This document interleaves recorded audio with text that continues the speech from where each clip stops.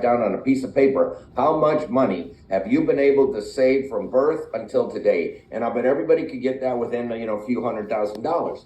But see, it's not about the money, it's how much can you take from that money that's important. And so I'm going to shake the ladder here. I'm going to challenge your thinking. And I'll start here. The day you retire and start taking money out of a portfolio, all the rules change. See, your entire life as a saver and investor, you were taught to dollar cost average in the stock market. Because if the stock market's down, you buy more shares. If the stock market's up, your overall account value is up. So something good is happening whether the market's up or down. That's dollar cost averaging. We were all taught that. However, the day you retire, it is no longer dollar cost averaging. It turns into dollar cost ravaging. All the rules change. So let me try to show you with Mr. Green and Mr. Brown. Here's Mr. Green and Mr. Brown. They started out with their money and $1 million. They invested it the same. They had different rates of return, but if you notice, Mr. Brown's is exactly opposite of Mr. Green. So Mr. Brown started with 3 negative years. Mr. Green ended with the 3 negative years, okay? But you can see that both portfolios averaged 6% per year and that they both wound up with 4.2 million. So here's the key point. When you're saving and investing, average returns are the only thing that matters. It doesn't matter what the order is. The only thing that matters is the average returns. The problem is that's the way your clients think it works in retirement, and that is not how it works in retirement. So the next slide I'm going to show you is Mr. Green and Mr. Brown. They also both had $1 million, but this time they retired at their age 65. So they were drawing income out. They're drawing 5% a year out. Well, you can see that Mr. Green, who started out with 3 positive years, not only took his 5%, his 50,000 a year, but his account value grew from $1 million to 2.5 million. That's pretty good retirement.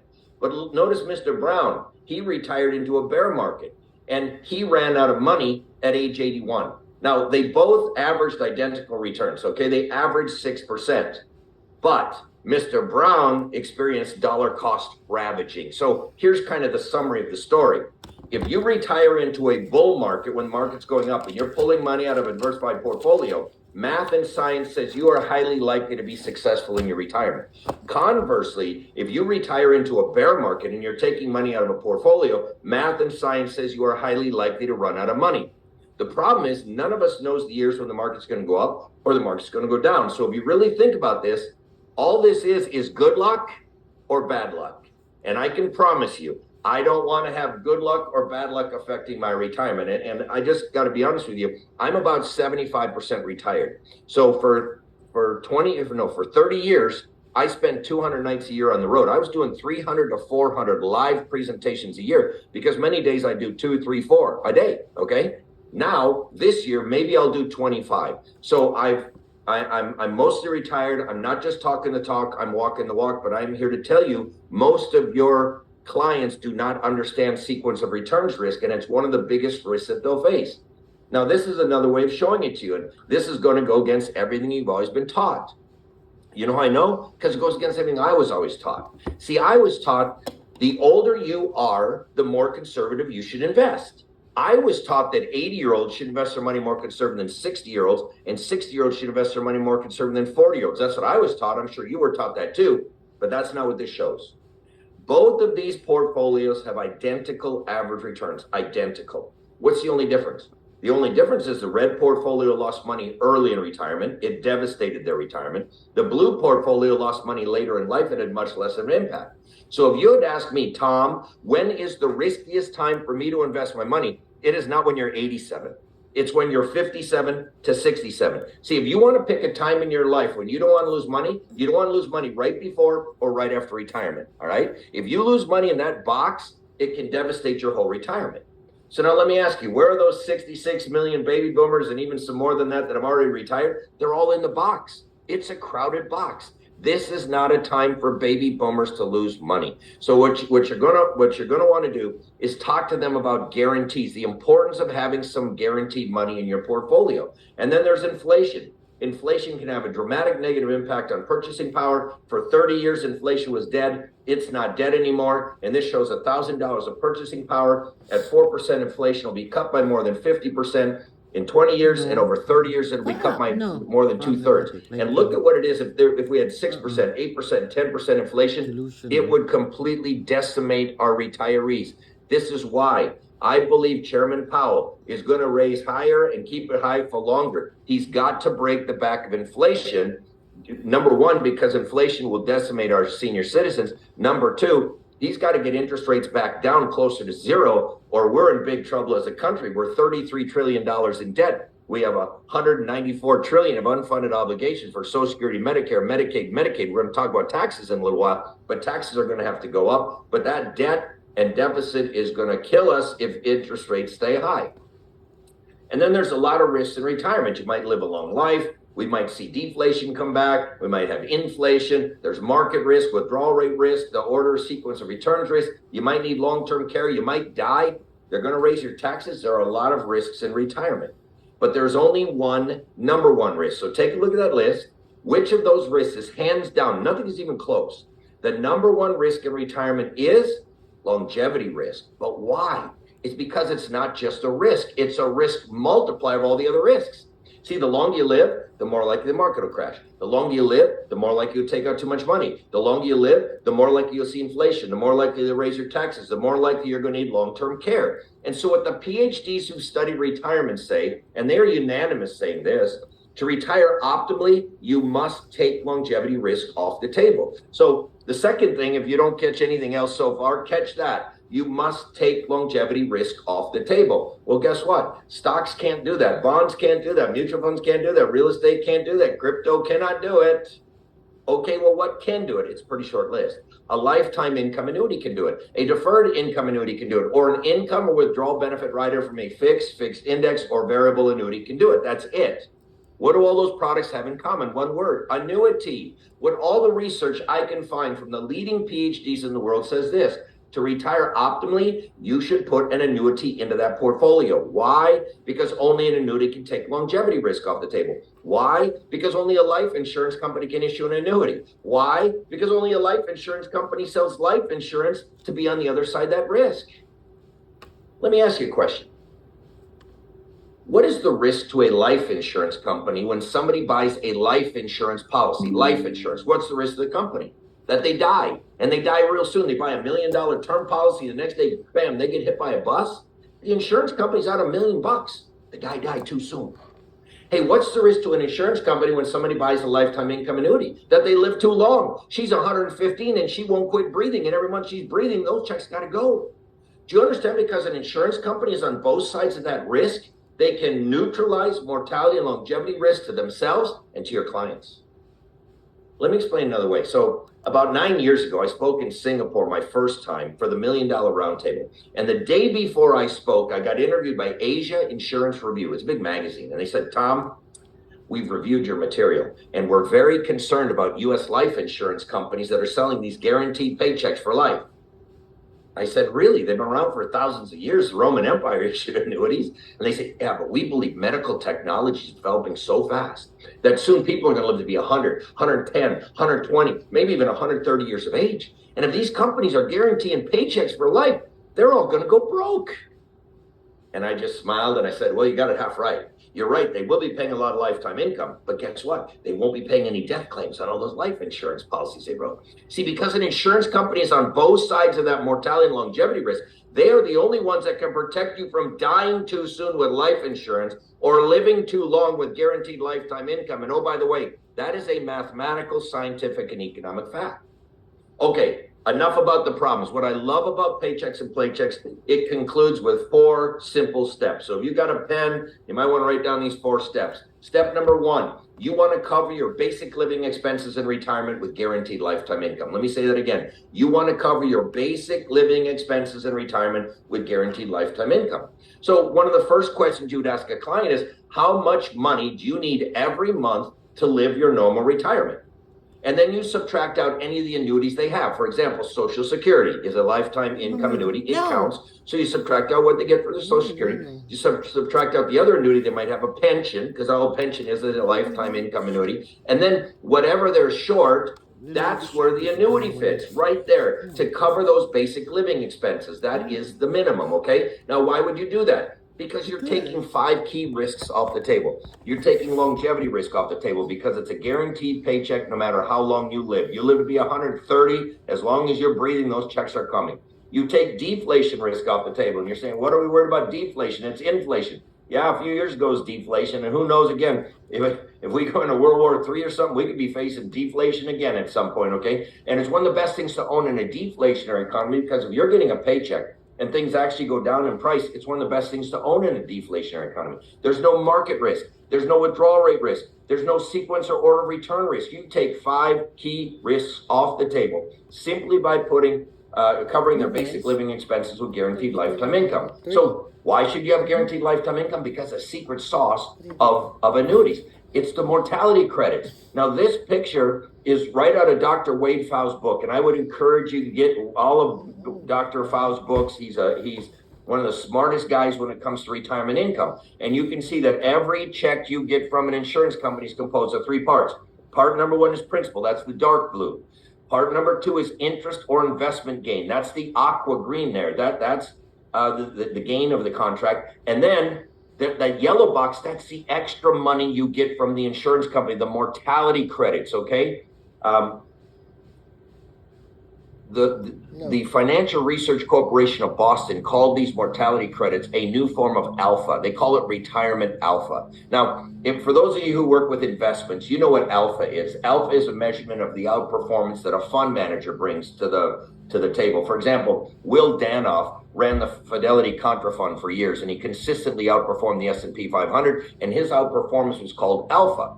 Well, I'd heard of alpha. I'd never heard of retirement alpha. It's a new form of alpha that you can only get from a life insurance company. Now, what you're looking at on the screen, that's how it works if you buy a SPIA, single premium immediate annuity, or a DIA, deferred income annuity, or if you annuitize any contract out there. That's how it looks, all right?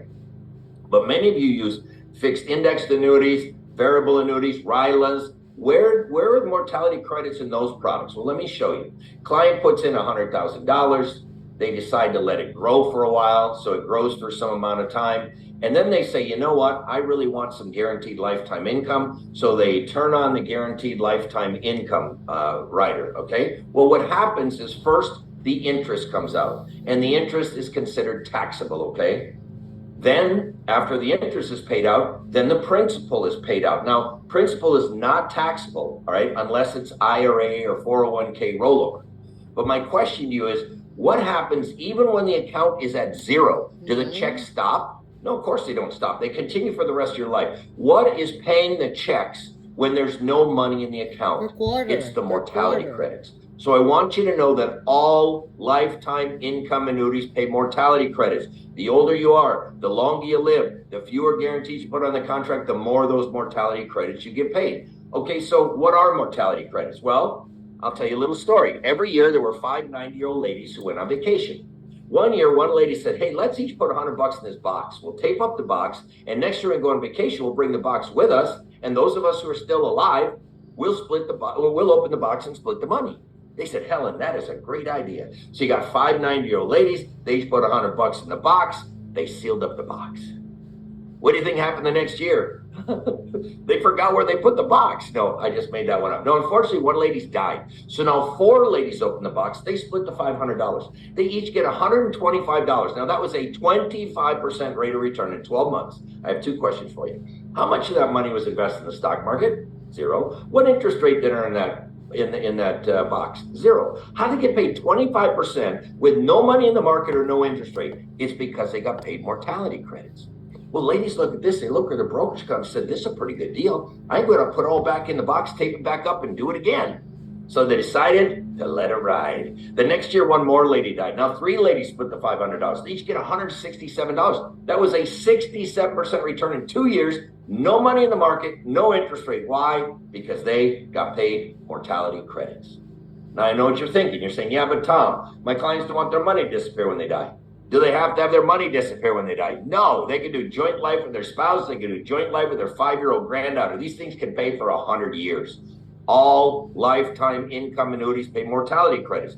The older you are, the longer you live, the fewer guarantees, the more of those credits you get paid. So here's just another way of showing it to you. The principal is the orange box, the interest or investment gain is the gray box, and the mortality credits are the green box. The mortality credits are truly the secret sauce of the annuity. It is why when you add an annuity to the portfolio, it's going to enhance portfolio performance. It's been proven in study after study. I'm going to show you some research on that here shortly. In fact, I'm going to do it right now. So here's what I want you to do. I want you to think of the most anti-annuity person you can think of. You've probably done an appointment where a person says, I'll never buy an annuity. They're a rip-off product. That person, okay? Because what I'm telling you is you can't change their mind.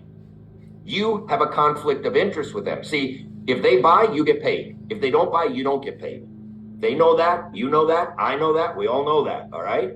You want to use references from people who will not get paid whether they buy or not. I don't get paid whether they buy or not. Dr. Wade Pfau does not get, Dr. Michael Finke, Dr. Moshe Milevsky, Dr. David Babel, Dr. William Sharp, Dr. Roger Ibbotson. None of these people get paid whether they buy or not. The Wall Street Journal, Forbes, Fortune. None of those people get paid. And so what I want you to do, if you've got somebody who doesn't believe in this, I want you to think of yourself as an attorney and you are in court and there's a jury and that guy is on the jury and you've got to convince him with evidence that this is the right thing to do. So now let me be that attorney in the courtroom and I'm going to try to prove to you beyond any shadow of a doubt that you need to add an annuity to your portfolio. Here's what I'm going to say. Did you know that BlackRock sells no annuities? You need to know this. BlackRock has $9 trillion in the stock market. They have more money in the stock market than Vanguard. They have more money in the stock market than Fidelity. They're probably the most, I think they are the biggest holder of U.S. stocks, BlackRock. And here's what they say. Adding guaranteed lifetime income combined with a more aggressive asset allocation generates 29% more annual spending ability from one's retirement savings and reduces downside risk by 33%. They don't sell annuities. They went on to say, on top of that, delaying retirement and claiming Social Security benefits from 65 to 67 boosts total annual spending another 16% and reduces downside risk by an additional 15%. The Wall Street Journal, the case for replacing some bonds with annuities. They say just move your bonds into annuities. Here's BlackRock again, the case for fixed indexed annuities in accumulation. All right. Again, BlackRock doesn't sell any annuities. They don't have any agenda here. It's just that their research has shown that when you use annuities, it enhances portfolio performance. Barclays doesn't sell annuities. They say you ought to put fixed indexed annuities in the portfolio instead of bonds. Tommy's not making this stuff up. Ernst & Young, one of the top accounting firms in the world. They sell no annuities, all right? And they looked for the perfect portfolio in retirement. And they started out with 100% stock. And then they went 90% stock, 10% bonds. Then they went 80-20, 70-30, 60-40, 50-50. Then they added cash value life insurance and they added an annuity. And you know what they found was the optimal portfolio? 30% of your money in retirement portfolio goes into cash value life insurance. 30% into an income annuity, and 40% into investments. You can get the white paper. It's free. You just download it. You can Google Ernst & Young life insurance annuities. You can get it. But see, you've got to put this kind of material in front of your non-believers. This stuff can change their mind. You're not going to change their mind. Here's the Center for Retirement Research at Boston College. Annuities, by pooling longevity risk and generating mortality credits, allow a higher level of income and insurance against premature exhaustion of assets than other drawdown strategies. They go on to say lifetime income products are a cornerstone of retirement planning. I think we all agree that that's true. Here's U.S. News and World Report. You buy an annuity because it does what no other investment can do. Provide guaranteed lifetime income for the rest of your life, no matter how long you live. They go on to say if you're healthy and you want the security of a stream of income you cannot outlive, or you want to provide for your spouse or heirs, you may benefit from an annuity.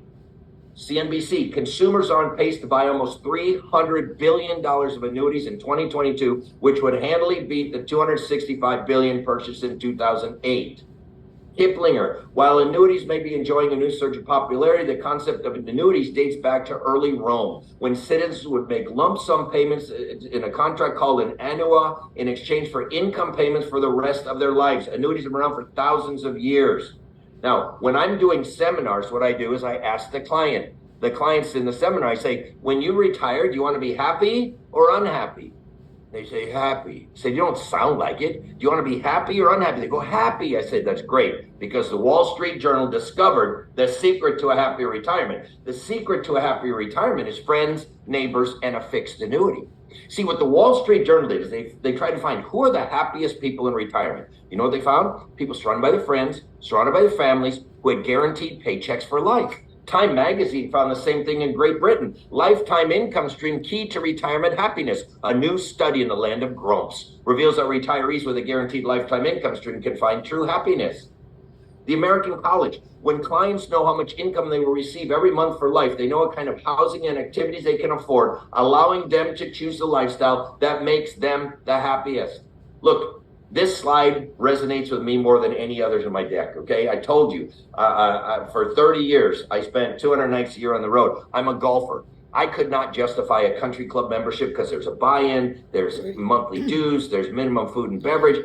I wasn't home enough to do it. Now I'm a member of 2 country clubs. I'm down here in Mesa, Arizona in the winter. I am up in Flagstaff, Arizona in the summer. I won the club championship up there in 2020. I won the senior club championship by 10 strokes last year in 2022. My wife and I went on a Panama Canal cruise this spring. We just got back from a huge European vacation cruise. We were on a 40th anniversary. We went from Barcelona to Athens and all these stops in between.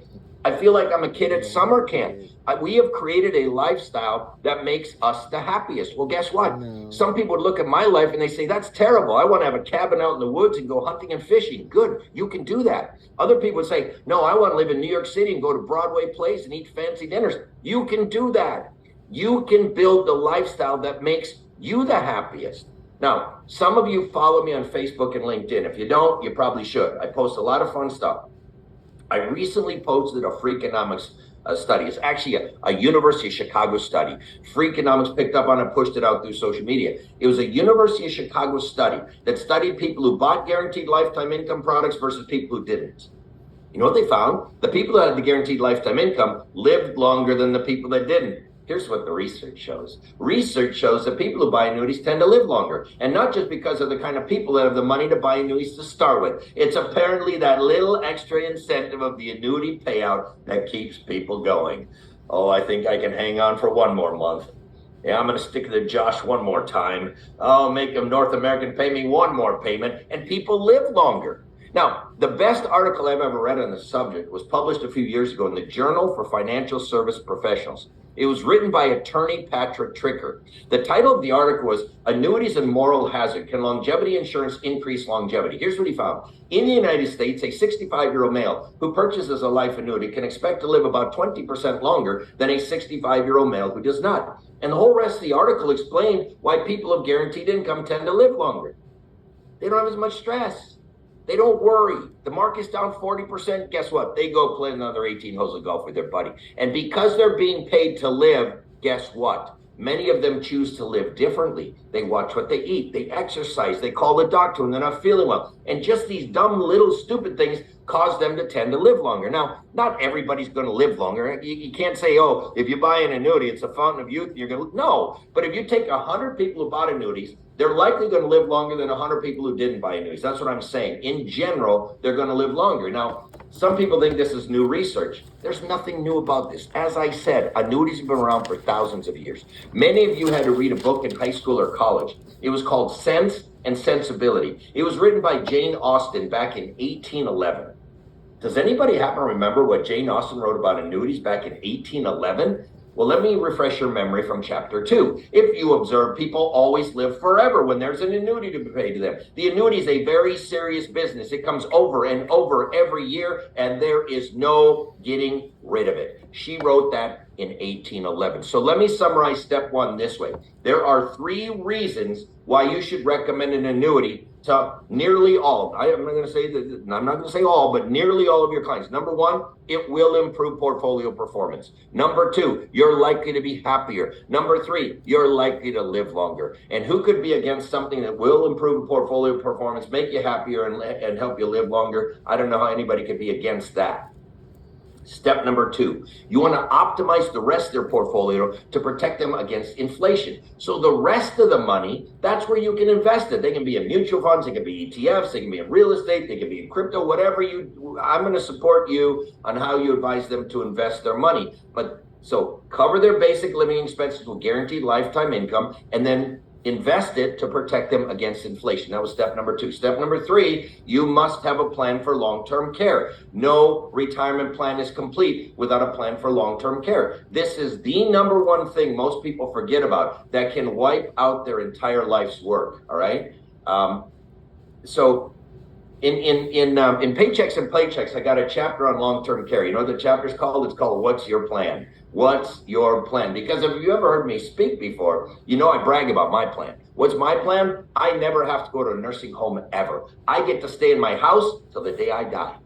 The nurse has to come to me. Why? Because I've got a plan. I've got long-term care insurance with home health care. I get to stay in my house. You know, when people say, yeah, I don't want a nursing home insurance, your answer ought to be exactly. This is anti-nursing home insurance. This is stay-at-home insurance. This is stay-in-control insurance. Then they're likely going to say, yeah, but Tom, that long-term care insurance is just too expensive. Try using these words.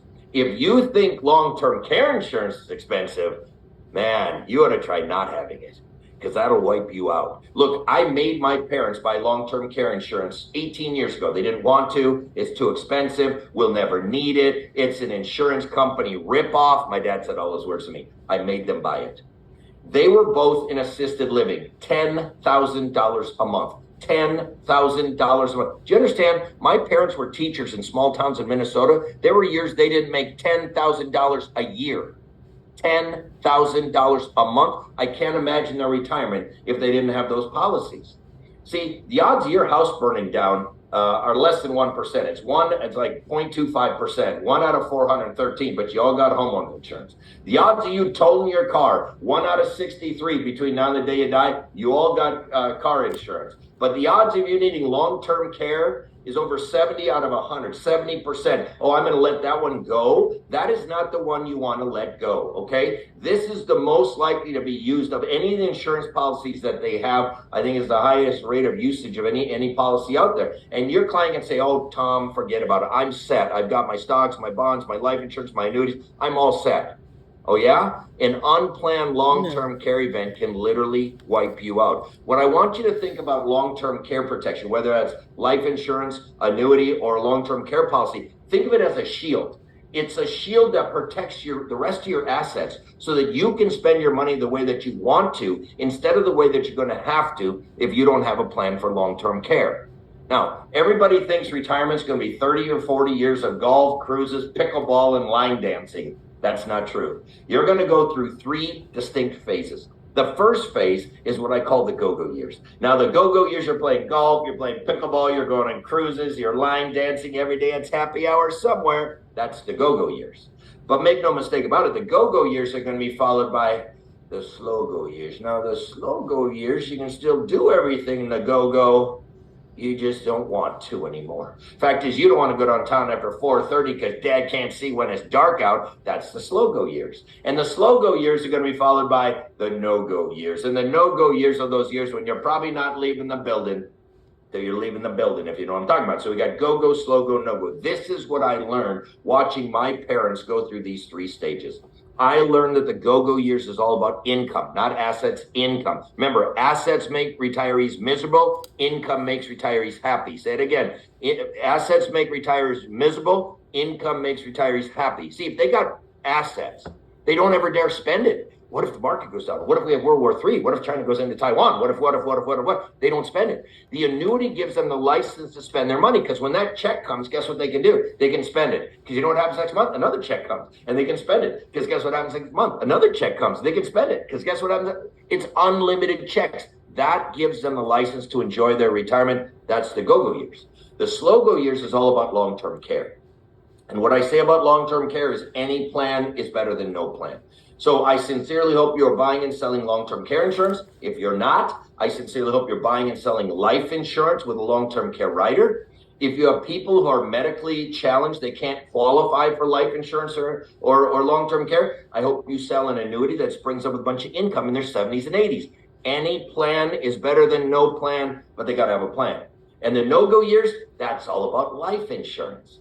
Now, people say, Tom, life insurance has nothing to do with retirement. Wrong, wrong, wrong, wrong, wrong. A couple things. Number one, I have been moving more of my personal wealth to cash value life insurance. With the debt of 33 trillion and 194 trillion of unfunded obligations, taxes are going to have to go up a lot, okay? We're near the lows ever for taxes right now. And for after World War II, they were up at 90%. Most of your parents' life, they were at 70%, okay? So I've been converting almost all of my IRAs and 401ks to Roth. Most of them are in income annuities. So I'm going to have increasing tax-free income in retirement. I've moved more money to cash value life insurance so I can get more tax-free income. I think the more tax-free income you can give your clients through Roth IRAs, Roth 401ks, and cash value life insurance, you're going to be doing them a big favor. But one of the reasons that some of your clients are not fully enjoying their retirements is because in the back of their mind, they think they got to leave their kids some money. Oh, we got to leave some money to Johnny and Susie. We got to leave some money to Johnny and Susie. So they deny themselves a retirement to leave money to their kids. What do I say about that? Don't do that. You're not supposed to leave your kids any money. You're supposed to spend all your money. Leave them life insurance because you can do that for pennies on the dollar. I will use me as an example. We have 4 kids. So one day we're sitting around saying, how much should we leave the kids? My wife said, I don't know. What do you think? I said, well, if we bought a $1 million second die life insurance policy, name the 4 kids beneficiary, when we're both gone, they're going to get $1 million tax-free. That's $250,000 a piece tax-free plus whatever's left over. Let's start there. So we bought that $1 million second die life insurance policy, name the 4 kids beneficiary. That policy is completely paid up. Do you know what the total cost of that $1 million policy was? $150,000. So now think about that. For 15 cents on the dollar, we get to transfer $1 million tax-free to our kids. But here's the best part. Who gets to spend the other $850,000? We do. Don't leave your kids money, leave them life insurance. So here's an easy way when you're sitting down with a client, just ask them this question. Hey, how much do you plan on leaving your kids? And you know what most of them will say? Most of them say, well, I don't know, whatever's left over. Say, yeah, no, I get that. But are you thinking like $10,000 a piece, $100,000 a piece, $1 million? Just kind of dial it in for me. And if they say, well, we got 3 kids, we'd like to leave them each $100,000, run a $300,000 life insurance policy to show that they can leave $300,000 for a fraction of $300,000, okay?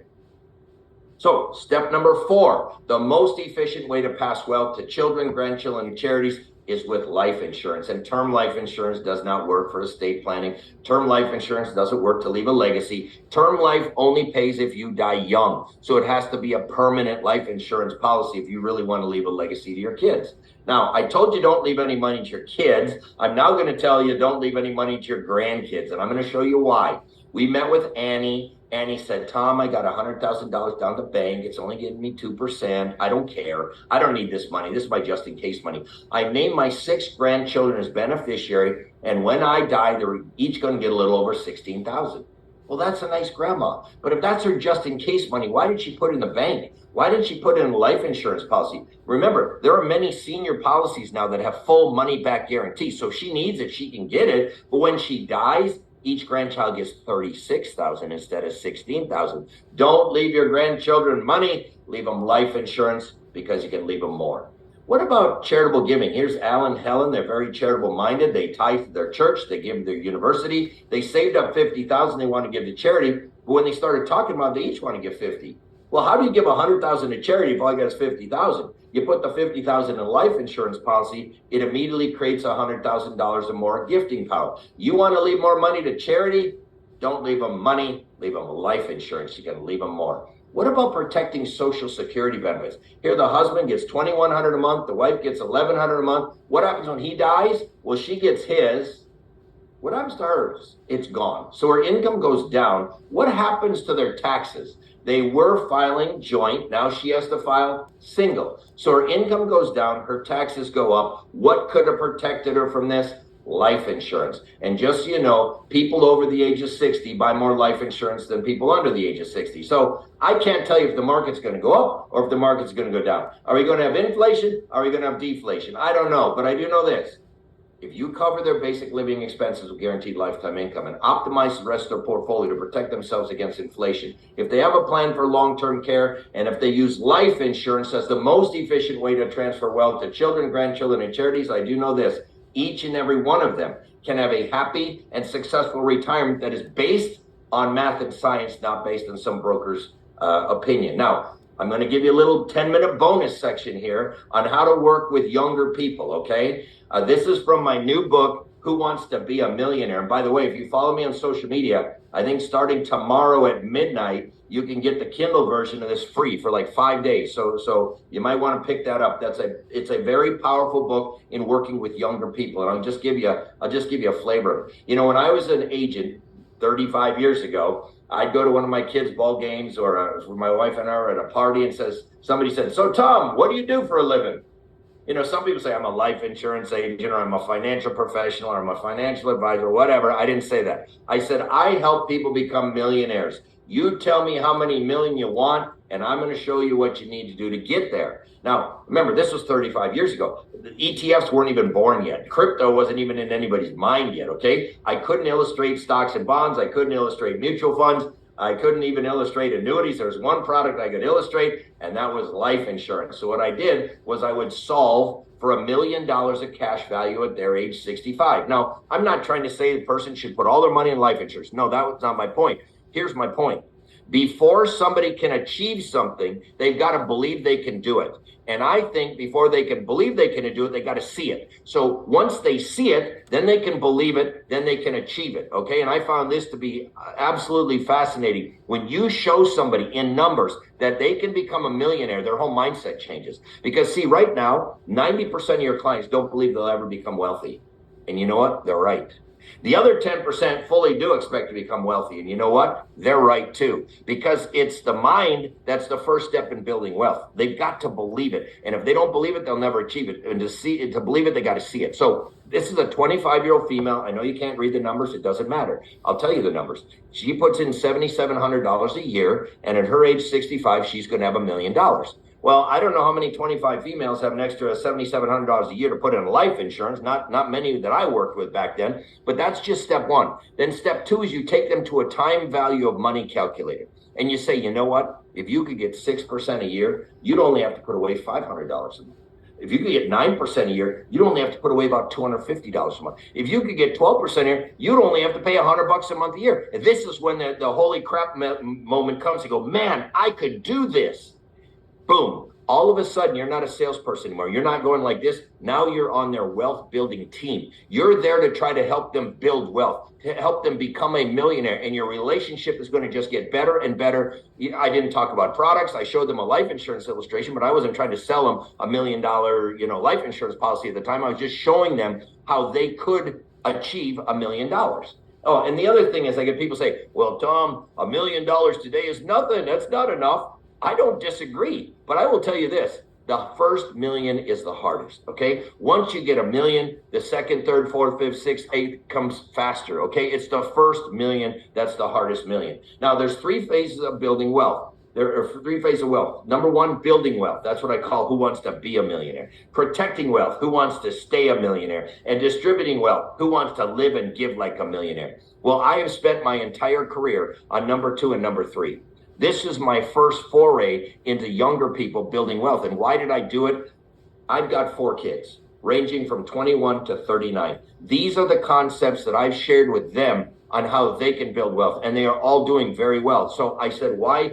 I'm just seeing too many kids out there who don't know what debt is, don't know what credit cards do in their life, don't understand that they're driving their future away with cars and things like that. So I just put together a very simple presentation. Now, when it comes to building wealth, there are 3 keys to building wealth. Number 1, you want to make more money. Number 2, you want to spend less money. Now, I know that sounds counterintuitive, but you can't be focused on looking wealthy. You got to be focused on building wealth, okay? Too many people are pretenders. They're fakers. They drive fancy cars. They wear fancy clothes, have fancy shoes. They have fancy houses, but they're broke as a joke. Don't be a pretender. I want you to be a contender. I want you to help your clients be contenders. And I'm going to talk to you some of the words that I use with clients. And then invest in appreciating assets. See, if you think about it, most of your clients are putting money into depreciating assets: cars, boats, jet skis, RVs, handbags, shoes, clothes, iPads, Apple phones, and all those things are depreciating assets. Now, we all need some depreciating assets, but you don't want to have the majority of your money going into things that are going down. And you certainly don't want to borrow money to buy things that are going down in value. That's why car loans, don't ever do them. That car loans are a rip. Don't do it. Don't do credit card debt. No, don't do it.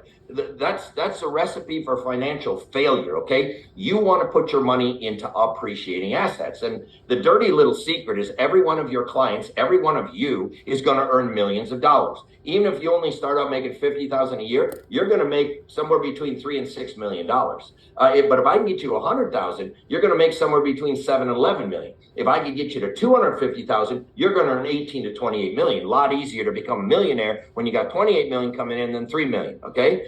But the question really isn't how much you're going to earn. The question is how much of your own money are you going to keep? And unfortunately, most people aren't keeping much. All right. So how do you make more money? You got to help them find their ikigai. Okay, what is ikigai? It's a Japanese concept where 4 circles intersect. So the first circle is what are you good at? That's the one on the left. Write down everything you're good at. Or when you're sitting down with a client, have them write down everything that they're good at doing. And then the top one, what do you love to do? Because you might be good at something, but you hate doing it. That's not a good combination. You want to be good at something that you love to do. The world needs it. And can you get paid to do it? I'll use me as an example. People say I'm good at doing this. I love to do it. The world certainly needs what I'm doing, and I get paid very well to do what I'm doing. I found my ikigai. Many of you have found your ikigai. I'm telling you, many of your clients haven't. They're just stumbling and bumbling through life. They don't even know what they're here for. They don't even know what they're put on this earth for, okay? Every one of your clients was created to be on this earth for a purpose. They can do things better than almost anybody else. And our number one job is to find out what our special talents are. And then our purpose in life is to spread those talents far and wide and help as many people as possible. Do you think most of your clients think like that? They don't. They're just stumbling and bumbling through life. It's up to you to be the instructor and teach them these very simple things. You know, I taught my kids this simple secret to success. I said, when you get a job, I want you to go to work early, stay late, and always do more than what you're paid to do. Why? Because soon you're going to be one of the most valuable workers in that company. You're going to get promoted faster and paid more than your peers who come to work late, try to leave early, and do as little as possible for a paycheck. Now, what's interesting is I did a presentation and somebody took a screenshot of this. They posted it on their social media and they got attacked. Oh, that's stupid. Why would I work for the man for free? That's ridiculous. And I said, you know what? Those are the dime a dozen people. Those are the guys who come in late. They try to leave early and do as little as possible for a paycheck. And I've taught my kids this secret. And my number 2 son, Sean, he was going up for an interview when he's 17. And he was going up, he's going to be a locker room attendant at a tennis resort in Fountain Hills. And he said, Dad, they're never going to hire me. I'm only 17. These other people are in their 30s. They work for Troon. They work for Desert Mountain. They got fancy resumes. I have nothing. I said, Sean, you go in there and tell the interviewer that your dad is a retired lieutenant colonel from the U.S. Army. He has been tough on you every single day of your life. And that if he hires you, you're going to come to work early, you're going to stay late, and you're always going to do more than what you're paid to do. And he went in there, he did that exact thing. And you know what the interviewer did? Closed up his book. He said, Sean, I have one question. When can you get started? This stuff works. I'm telling you, it works. Even Abraham Lincoln said, whatever you are, be a good one. And then, did you know there are riches in niches? Find your niche. It will make you rich. See, my niche is retirement income. I'm not everything to everybody. My focus is on retirement income. Yes, I talk about life insurance. Yes, I talk about long-term care. Yes, but my niche is retirement income. I'm considered an expert in that. What are you an expert at? And if you can become an expert in a certain area where they all call you because you know it better than anybody else, that's when you're really going to make a lot of money. And the other thing is people don't become millionaires because they don't make enough money. I just showed you every one of your clients is going to make millions. It's because they spend too much of the money they make. And I'm on record saying most Americans could be millionaires except for 2 simple things. They spend way too much money on their cars and they get divorced. So the moral of the story, drive a used car and stick with your first spouse. Now, I say that tongue in cheek, but here's the truth. Divorce will wipe you out financially. You ask anybody who's been divorced, it is probably like a financial nuclear bomb went off in their house. It can wipe people out. But the number one way that people are not becoming millionaires, in my opinion, they're spending way too much on their cars. I'm going to use me as an example. I had a choice to buy a brand new Ford F-150 pickup for $65,000, or I could buy a 2-year-old pickup with 13,000 miles for $30,000. Now, anybody who knows me knows I bought the used vehicle. It looked brand new. It looked beautiful. It only had 13,000 miles on it. I saved myself 35,000. I put that, if I invest that at 6%, you can see in 30, 40, 50 years how much that saving would be. And at 8%, it'd be up to 1.8 million. Now, that's one vehicle. I'm married with 4 kids. We probably had somewhere between 15 and 20 vehicles, maybe more, but I'd say at least 15 to 20 vehicles. Now, you start multiplying those numbers by 15 or 20. That is the reason why most people are not millionaires. They're driving it around in the streets. They're thinking, oh, I want to look like a millionaire. I want to drive a brand new Tesla. I want to have $1,000 a month car payment and $580 a month insurance payment. Crazy. You've got to show them, take their car payments, put it into a time value of money calculator, and show them that they're driving away their future. They are driving their millions of dollars away. That's what they are doing. I never did. You know, I have always driven nice cars. When I was an agent down here in Arizona, I always drove red convertibles. But here was my strategy. I went out and bought the nicest red convertible I could find used, right? And I got at the best price. I would drive it for 2 or 3 years, and then I would sell it for as much or more than I paid for it. And I did that for 10 years. And that 10-year period of time, I think, is where I must have created some significant wealth, because I had 0 car payment for 10 years. I'm telling you, this is the reason most people don't become wealthy in this country. Gary Vaynerchuk says people lose because they want things fast when life is long. And then I get people say, Tom, you don't understand. You're an old fogey. It's YOLO, baby. You only live once. Oh, yeah? Well, old fogies like me and Joe Jordan, we say it's not YOLO, it's yo-yo. You're on your own, baby. And the only person who will take care of your older self is your younger self. Let me say that one more time. The only person who will take care of your older self is your younger self.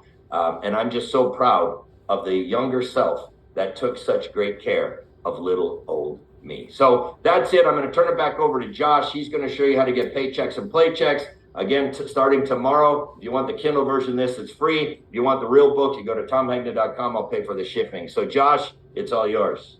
Tom, thank you so much. I mean, you always blow me away with the perspective and the knowledge and the insight. And this was, it's always a class act. I'm really excited about this. This phone number up here is how the first 100 people that call in and run an income illustration here at North American Annuity, we'll actually be mailing you a free copy of this book. We're very excited about it. Our sales desk, I actually sent an email about 15 minutes ago making sure they were ready. We did one of these events this spring with Tom, and our phones absolutely exploded here internally. So we are ready to rock and roll, ready to run those illustrations for you. This phone number is how you do it.